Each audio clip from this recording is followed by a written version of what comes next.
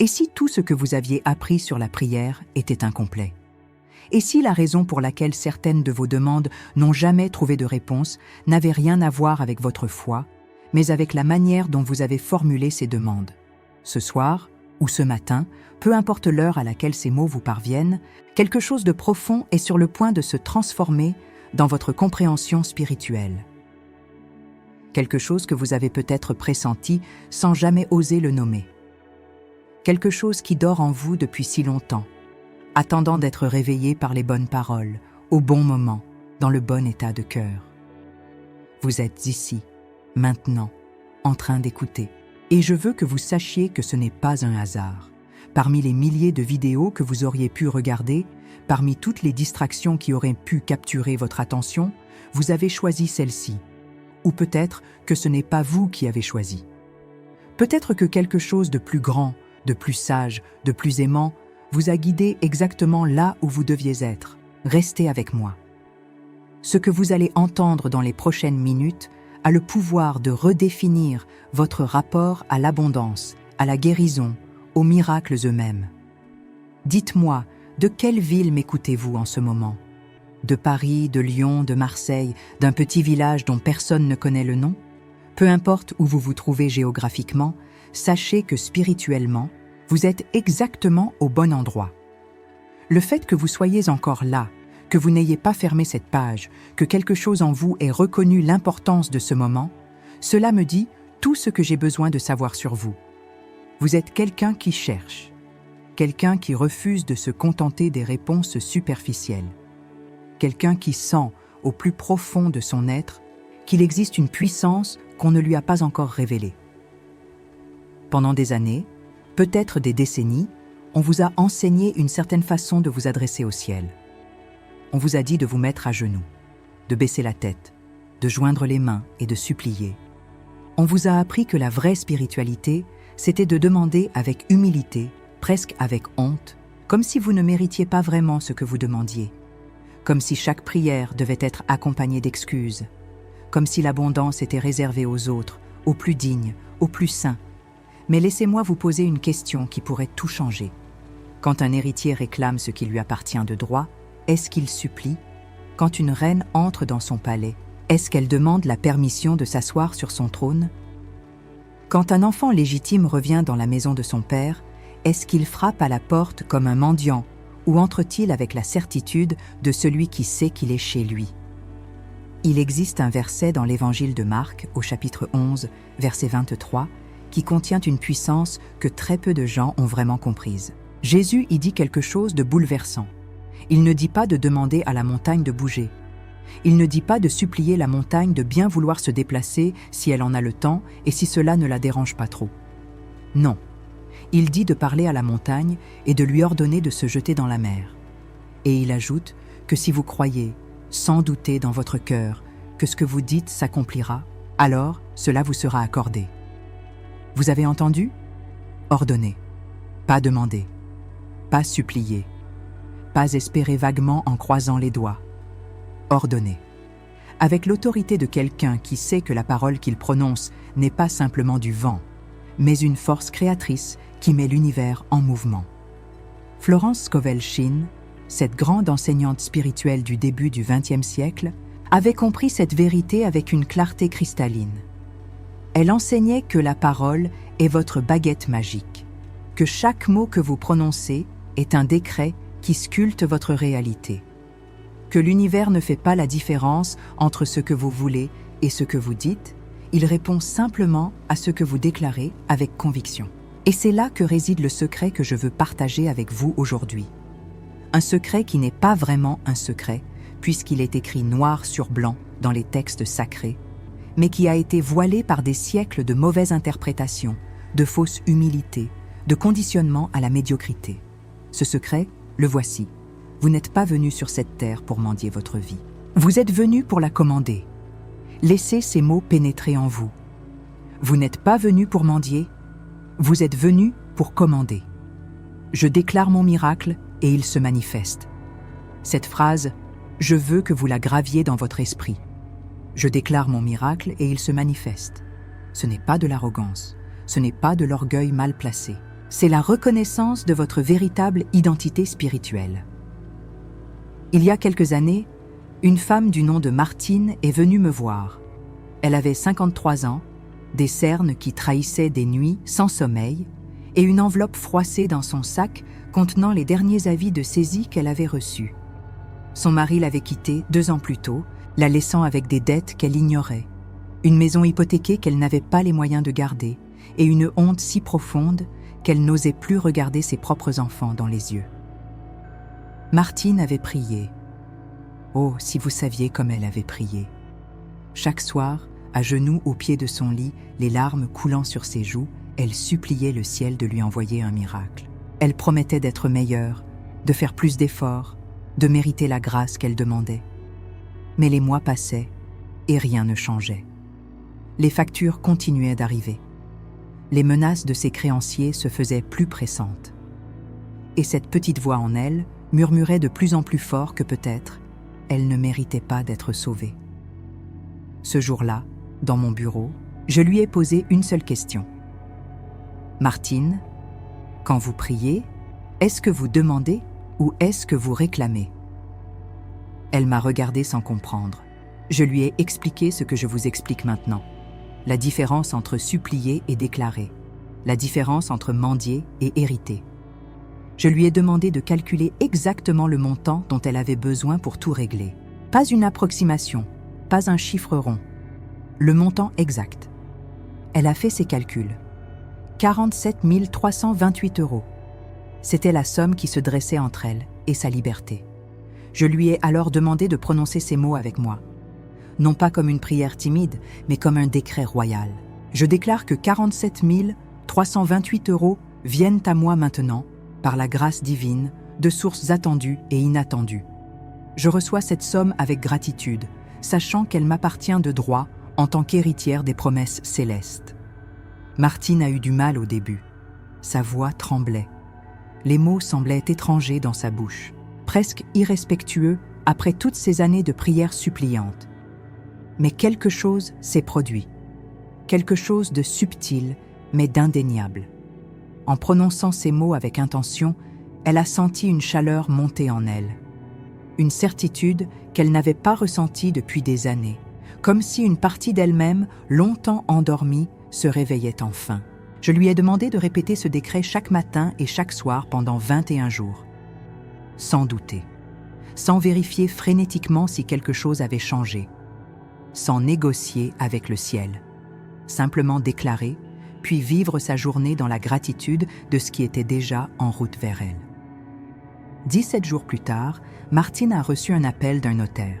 Une tante éloignée dont elle n'avait presque jamais entendu parler était décédée, et contre toute attente, elle l'avait désignée comme bénéficiaire d'une partie de son héritage. Le montant ? 52 000 €, plus que ce qu'elle avait demandé. Comme si l'univers avait voulu lui prouver qu'il ne se contentait pas de répondre à ses décrets, mais qu'il les dépassait. Je partage cette histoire avec vous, non pas pour vous promettre que la même chose vous arrivera de la même façon. Les voies par lesquelles vos miracles vous parviendront seront uniques, adaptées à votre situation, orchestrées par une intelligence qui dépasse notre compréhension limitée. Mais je la partage pour que vous compreniez que le mécanisme est réel, que ce n'est pas de la pensée magique, que c'est une loi spirituelle aussi fiable que la gravité, décrite dans Isaïe 55, verset 11, où le Seigneur affirme que sa parole ne revient pas à lui sans effet, mais accomplit ce pourquoi elle a été envoyée. Si vous êtes encore là, à m'écouter en ce moment, c'est que quelque chose en vous reconnaît la vérité de ces paroles. Quelque chose en vous sait que vous avez été créé pour plus que ce que vous vivez actuellement. Et si cette intuition vous traverse en ce moment, je vous invite à faire quelque chose de simple mais de puissant. Appuyez sur le bouton « J'aime ». Non pas pour moi, non pas pour les algorithmes, mais comme un acte de foi. Comme une façon de dire au ciel « Oui, je reçois cet enseignement. Oui, je suis prêt à transformer ma façon de prier. Maintenant, permettez-moi d'aller plus loin dans ce que j'appelle le mécanisme du décret. Parce que ce n'est pas suffisant de simplement prononcer des mots. Les mots sans conviction sont des coquilles vides, des sons qui se dissipent dans l'air sans laisser de traces. Ce qui donne pouvoir à vos décrets, c'est l'alignement entre ce que vous dites, ce que vous ressentez et ce que vous croyez dans les profondeurs silencieuses de votre cœur. Proverbe 18, verset 21, nous rappelle que la mort et la vie sont au pouvoir de la langue.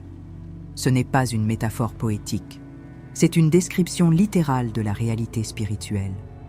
Chaque parole que vous prononcez est une graine que vous plantez dans le sol invisible de votre avenir. Plantez des graines de manque, de peur, de doute, et vous récolterez exactement cela. Plantez des graines d'abondance, de certitude, de gratitude anticipée, et regardez votre jardin fleurir de façon que vous n'auriez jamais imaginée. Je me souviens d'un homme, Philippe, 41 ans, qui travaillait depuis 15 ans dans la même entreprise sans jamais obtenir la promotion qu'il méritait.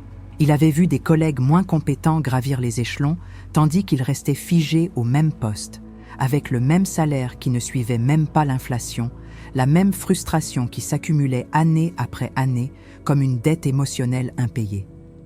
Philippe était venu à l'un de mes enseignements presque par hasard.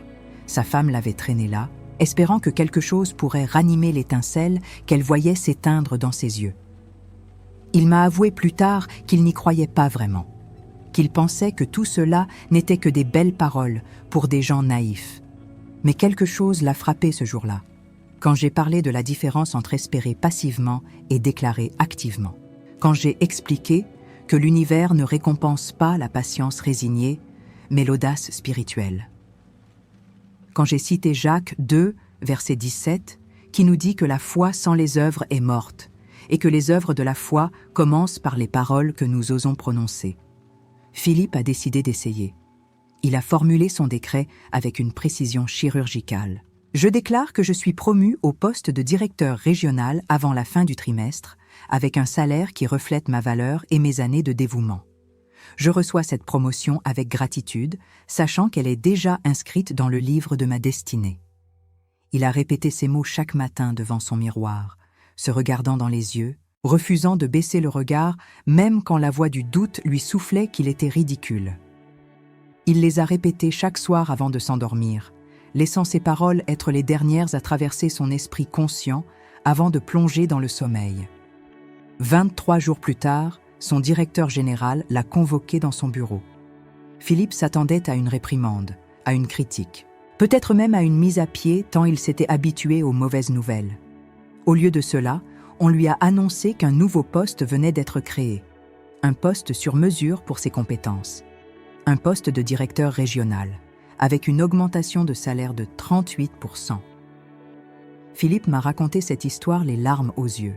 Non pas parce qu'il était surpris que cela ait fonctionné, mais parce qu'il était bouleversé d'avoir attendu si longtemps avant de comprendre. Toutes ces années passées à espérer en silence, à attendre qu'on remarque sa valeur, alors qu'il aurait pu la déclarer. Je déclare mon miracle et il se manifeste. Répétez ces mots avec moi, dans le silence de votre cœur. Je déclare mon miracle et il se manifeste. Mais attention, et c'est ici que beaucoup de gens échouent. Le décret n'est pas une formule magique qu'on prononce une fois avant de retourner à ses anciennes habitudes de pensée.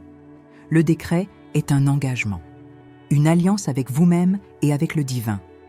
Une décision de ne plus jamais laisser les paroles de manque, de peur, de limitation franchir vos lèvres. Florence Scovel. Shin appelait cela la maîtrise du verbe. Elle enseignait que nous devons devenir les gardiens vigilants de notre propre bouche. Que chaque fois qu'une parole négative tente de s'échapper, nous devons la capturer, la transformer, la remplacer par son opposé lumineux.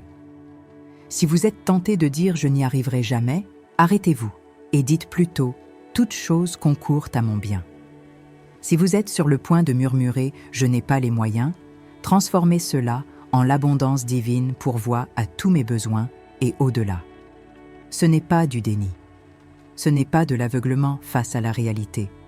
C'est la compréhension profonde que la réalité que vous voyez aujourd'hui est le fruit des paroles et des pensées d'hier.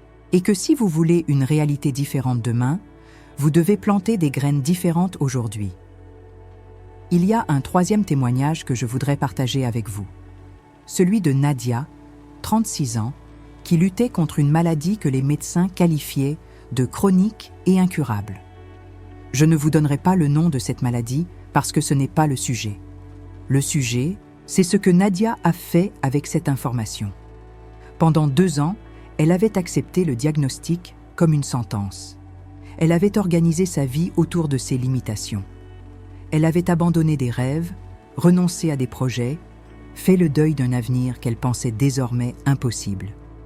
Et chaque jour, en prenant ses médicaments, elle répétait intérieurement les paroles du médecin comme un mantra de défaite. Puis quelque chose a changé.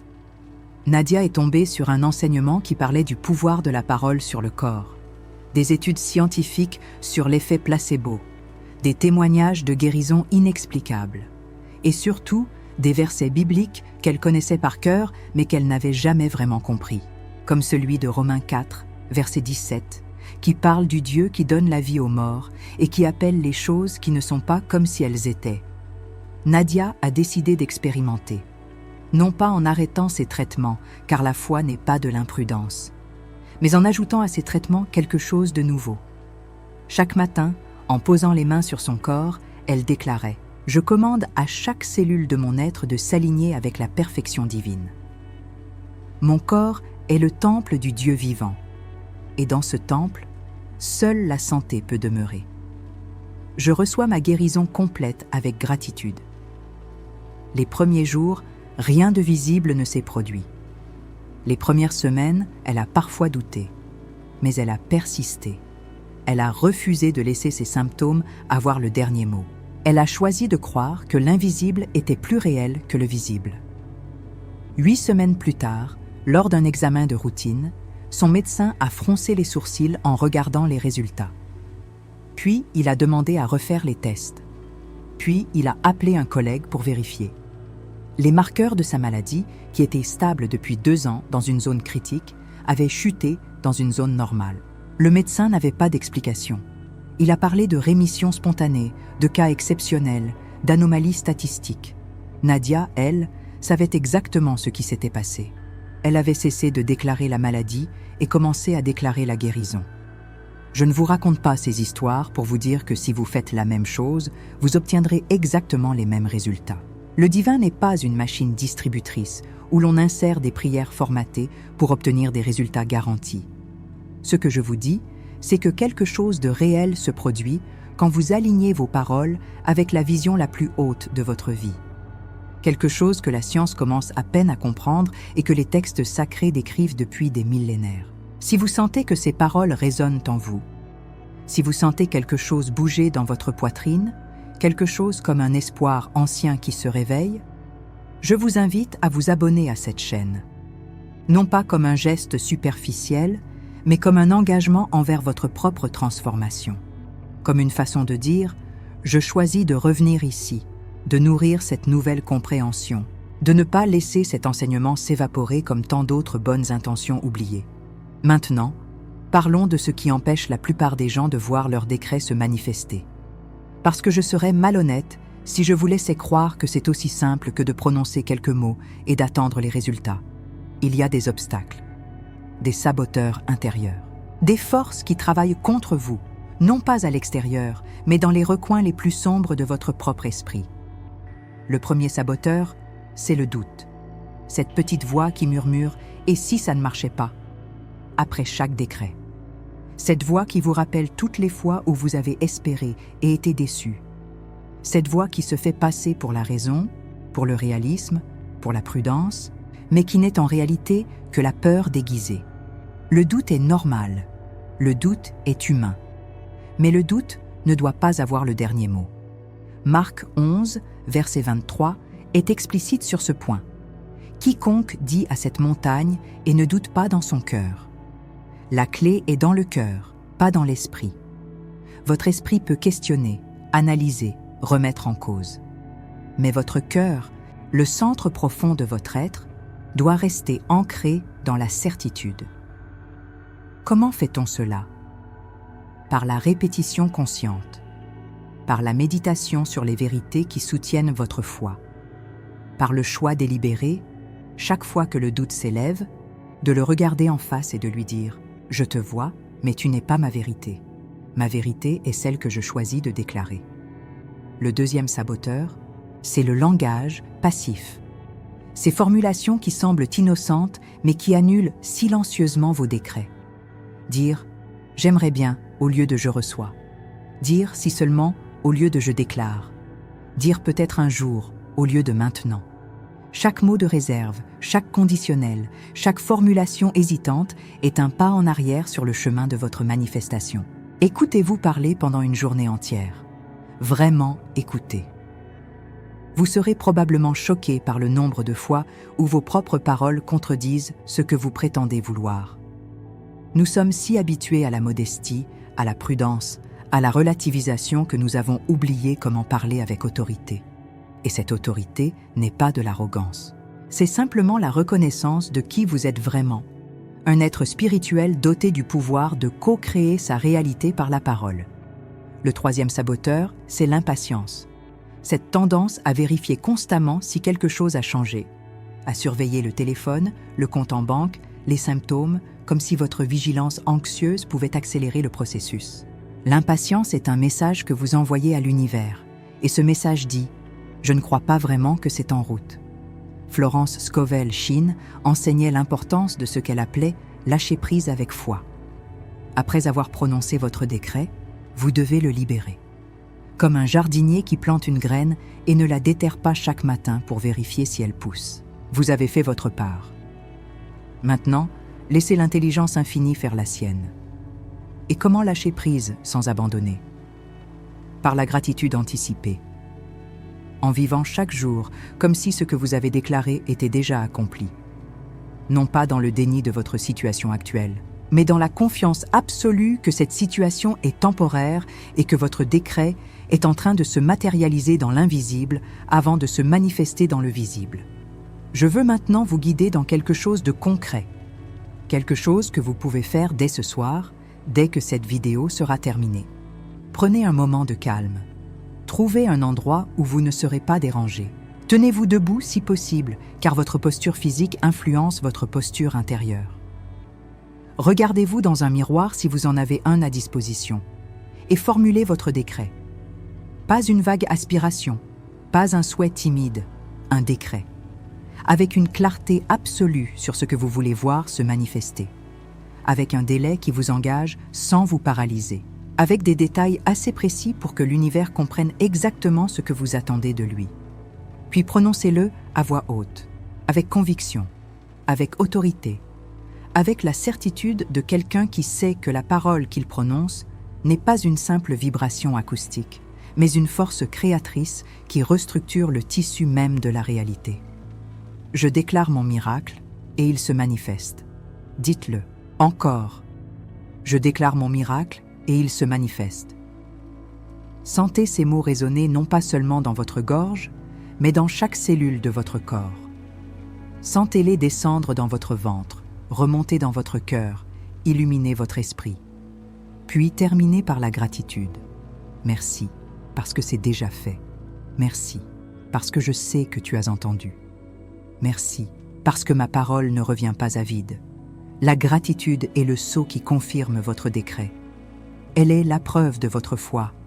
Elle est le pont entre l'invisible et le visible. Et maintenant, engagez-vous. Non pas envers moi, non pas envers cette chaîne, mais envers vous-même et envers cette nouvelle alliance avec le divin. Engagez-vous à répéter ce décret chaque matin au réveil et chaque soir avant le sommeil pendant 21 jours. 21 jours, c'est le temps qu'il faut pour créer une nouvelle habitude. 21 jours, c'est le temps qu'il faut pour que votre subconscient accepte une nouvelle vérité. 21 jours, c'est le temps qu'il faut pour que l'invisible commence à se solidifier en visible. Pendant ces 21 jours, surveillez vos paroles. Capturez chaque expression de manque, de doute, de limitation qui tente de franchir vos lèvres et transformez-la en son opposé lumineux. Refusez de participer aux conversations négatives. Refusez de vous plaindre, même quand cela semble justifié. Refusez de prédire le pire, même quand les circonstances semblent l'annoncer. Et observez, sans anxiété, sans impatience, mais avec une curiosité émerveillée. Observez les synchronicités qui commenceront à apparaître. Les portes qui s'ouvriront là où il n'y avait que des murs. les personnes qui entreront dans votre vie au moment exact où vous en aviez besoin. Les solutions qui émergeront de nulle part, comme si elles avaient toujours été là, attendant simplement que vous leviez le voile de vos anciennes croyances limitantes. Si vous êtes arrivé jusqu'ici dans cette vidéo, c'est que vous êtes sérieux. C'est que quelque chose en vous a reconnu la vérité de ces paroles. C'est que vous êtes prêt à passer d'une spiritualité de mendicité à une spiritualité de royauté. Et pour cela, je vous honore, je vous respecte, je vous bénis. Et je vous demande une dernière chose. Pensez à quelqu'un dans votre vie qui a besoin d'entendre ce message. Quelqu'un qui traverse une période difficile. Quelqu'un qui a peut-être perdu espoir. Quelqu'un qui prie depuis des mois, des années, sans voir de réponse. Et partagez cette vidéo avec cette personne. Non pas comme une obligation, mais comme un acte d'amour. Comme une façon de dire « Je crois en toi, et je crois que tu mérites de connaître ce qui m'a été révélé aujourd'hui. » Imaginez maintenant. Fermez les yeux si vous le pouvez. Imaginez-vous dans quelques semaines, dans quelques mois. La situation qui vous pesait est résolue. Le miracle que vous avez déclaré s'est manifesté. Peut-être pas exactement comme vous l'aviez imaginé, mais d'une façon qui dépasse même vos espérances. Vous regardez en arrière, vers ce moment où vous avez écouté ces paroles, et vous réalisez que c'était le point de bascule, le moment où tout a changé. Non pas parce que les circonstances extérieures ont magiquement évolué, mais parce que vous avez choisi de parler différemment, d'ordonner au lieu de mendier, de déclarer au lieu de supplier. Ce futur est possible. Il est plus que possible. Il est déjà en route vers vous. Il attend simplement que vous l'accueilliez avec les paroles qui lui ouvrent la porte. Nous arrivons à la fin de ce temps ensemble. Mais en réalité, c'est un commencement. Le commencement d'une nouvelle façon de vivre votre spiritualité. Le commencement d'une nouvelle relation avec le pouvoir de votre propre parole. Le commencement d'une vie où vous ne subissez plus les circonstances, mais où vous les commandez avec l'autorité douce et inébranlable de quelqu'un qui sait qui il est et d'où vient son pouvoir. Matthieu 18, verset 18, nous dit que tout ce que vous lirez sur la terre sera lié dans le ciel, et tout ce que vous délirez sur la terre sera délié dans le ciel. Vous avez un pouvoir que vous n'avez pas mesuré, un pouvoir qui ne vient pas de vous, mais qui passe par vous, un pouvoir qui attend d'être exercé, non pas pour la gloire personnelle, mais pour la manifestation de la bonté divine dans votre vie et dans la vie de ceux que vous touchez. Je vous laisse avec ceci, une déclaration que je vous invite à faire vôtre, à prononcer non pas une fois, mais chaque fois que vous sentez le doute vous envahir, chaque fois que les circonstances semblent plus fortes que votre foi, chaque fois que vous avez besoin de vous rappeler qui vous êtes vraiment. J'envoie la parole de Dieu sur cette situation et elle ne revient pas à vide. Elle prospère dans la mission pour laquelle elle a été envoyée. Cette parole est vivante. Cette parole est puissante. Cette parole est la vôtre maintenant. Utilisez-la. Honorez-la. Regardez-la transformer tout ce qu'elle touche. Je déclare mon miracle et il se manifeste. C'est fait. C'est scellé. C'est accompli. Et vous, avec toute la force de votre cœur renouvelé, avec toute la clarté de votre esprit illuminé, avec toute la certitude de votre âme éveillée, vous pouvez maintenant sortir de cette vidéo, non pas comme celui qui est entré, mais comme quelqu'un de transformé. Quelqu'un qui a reçu une clé et qui sait désormais comment l'utiliser. Que la bénédiction qui ne connaît pas de limite repose sur vous. Que les portes qui semblaient fermées s'ouvrent d'elles-mêmes sur votre passage. Que les ressources que vous attendez arrivent de directions que vous n'aviez même pas imaginées. Que la paix qui dépasse toute compréhension garde votre cœur et votre esprit, tandis que vous marchez dans cette nouvelle autorité. Vous êtes bénis. Vous êtes aimés. Vous êtes capable de miracles. Maintenant, allez et déclarez-les.